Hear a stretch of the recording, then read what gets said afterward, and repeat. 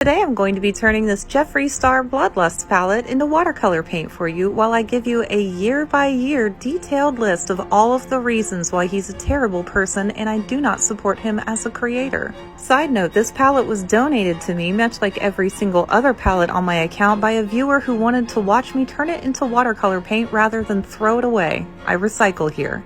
Jeffree Star, born Jeffrey Lynn Steiniger Jr., graduated high school in 2002 and shortly after, in 2004, was very popular on MySpace, and that is where our story begins. My goal here is to illustrate through his own actions that he has consistently repeated the behaviors that he apologizes for in his very popular apology videos, therefore showing me that he isn't sorry for any of it. 2004. Lipstick Nazi happens. He later tried to justify it by saying that it was comparable to Soup Nazi from Seinfeld, but this was a Jewish show made by Jewish people and did not feature swastikas like his product did. Not comparable. Very gross. 2004 also features videos of Jeffree Star calling women the N-word. By 2006, he created a skit where he made jokes about throwing battery acid on a black woman because her skin tone was the wrong color for the makeup she was trying to wear. In 2007, he released his smash hit We Want C-Word, which has the N-word in it 22 seconds in. 2009,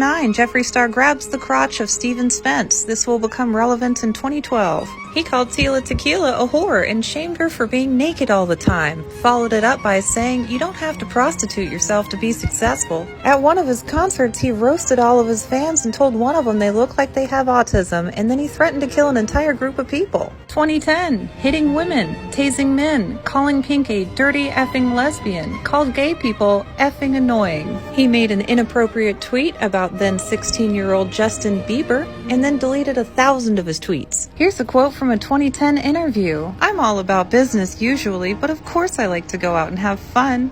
The other night I punched a girl and threw drinks everywhere. That's just what happens when people are going to talk S-word. That guy he tased, he did it because the guy threw a glass of water on him. 2010 is also the year where he accused someone he had worked with for a long time on tour, Davey Vanity, of essaying underage girls, and that he had concrete evidence to prove it. 2011, Jeffree Star walks back all of those accusations, saying that he's not worried about the past and that the two are friends again. Later on, 21 separate women would come forward with allegations against Davey Vanity. 2012, while performing, a fan grabbed his crotch. He grabbed her by her hair, berated her in front of an audience, and had her kicked out. A surprising reaction considering he had done the exact same thing to somebody else just a couple of years before. 2012 also features a picture of him posing with the Confederate flag. 2014, Jeffree Star Cosmetics is formed. He posts a picture of him wearing a jacket with a swastika on it and tells us all to calm down because it's Buddhist.